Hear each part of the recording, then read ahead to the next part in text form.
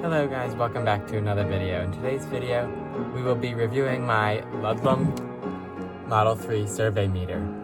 Enjoy. So here's the survey meter. You'll see that this one has a faceplate of accounts per minute reading. The first tick is 1, 2, 3, 4, 5,000.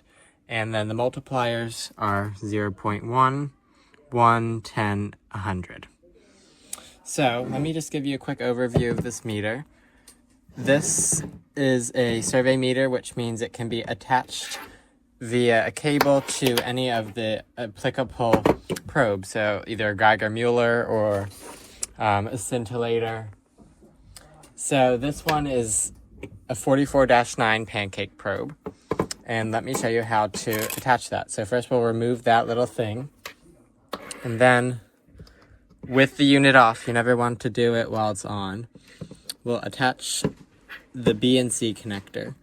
This one has a B and C connector to the meter.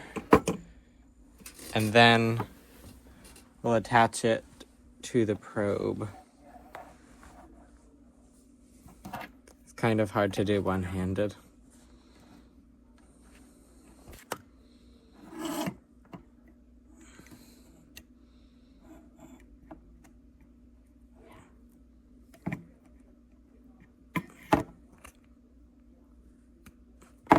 Okay, sorry if you couldn't see that, but you attach it right there. Now, let me go over the buttons that are on here. So you have your rotary switch, which there's an off position, a bat position, which is for checking the battery's condition. Then there's the times 100, times 10, times 1, times 0.1. On the other side, we have our reset button, our audio on and off switch, and our fast and slow switch. And then right behind all of that is your battery compartment, which it's a little thumb screw, takes 2 D-cell batteries. Then you'll make sure you insert them correctly. The polarity markings are on the lid. Turn it until it clicks and stays closed. And then we'll turn on the meter.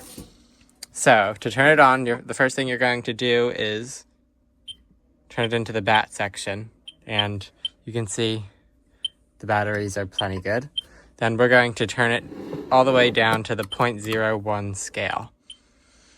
And you can see 0.01 means that you're going to multiply 1,000 by 0.01, which means 100. So right now it's reading about 50 to 100 counts per minute with this probe. So then this switch will turn off the audio if you're in a place where that would be distracting or just you don't want to hear it, because some people think it's annoying. I personally like it. Then we have your fast and slow, which I'll just turn that off so you can hear me. Which fast means that it'll update a lot faster than slow. Slow is a lot more gradual. You can see it's not as quick to respond. And then your reset button will be when you overload, you'll press that and then move on to the next scale. So let me turn the audio back on, and I'm going to bring over this neat plate that we've had forever and never realized it was radioactive. You can already hear it starting to react to it.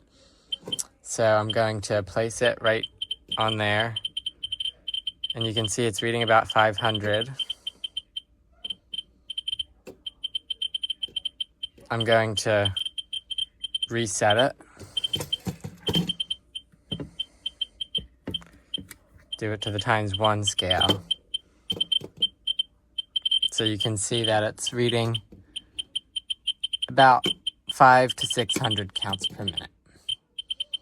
So it's likely a uranium glaze.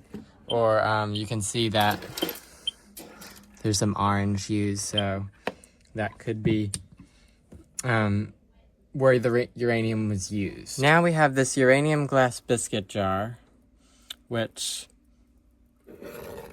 obviously is radioactive. It's usually made with a uranium salt, such as uranyl nitrate. It's not as radioactive as Fiestaware, but it definitely is. So we're going to use the Ludlum.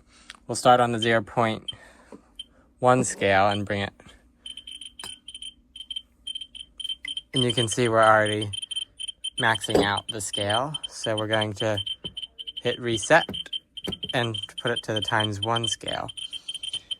And you can see that this is reading about 1,000 counts per minute. A little less, a little more.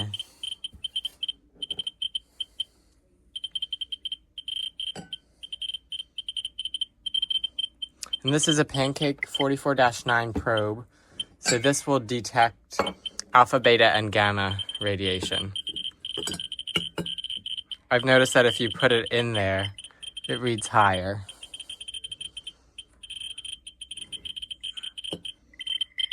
Okay, so now that we've tested it with some radioactive sources, let me just give you my opinion on this meter. So let me give you my final thoughts on this meter. I think this is a great meter. It's very well built. This one was built in 2021. I recently got this off of eBay. Knew this would be around $1,500, which is quite expensive, not in everyone's budget, but you can find them used. I got this one on eBay for around $500, and it's in great condition. The probe is definitely older. You can see the wear on it, but you can see Ludlum's older script that they use, but it's definitely a good meter. I would highly recommend it. This is definitely my favorite Geiger counter that I own. For once that it reads alpha, beta, and gamma with this 44-9 probe, and that it's just very easy to use, very easy to understand the gauges. It's very well built. It's cast aluminum, powder coated.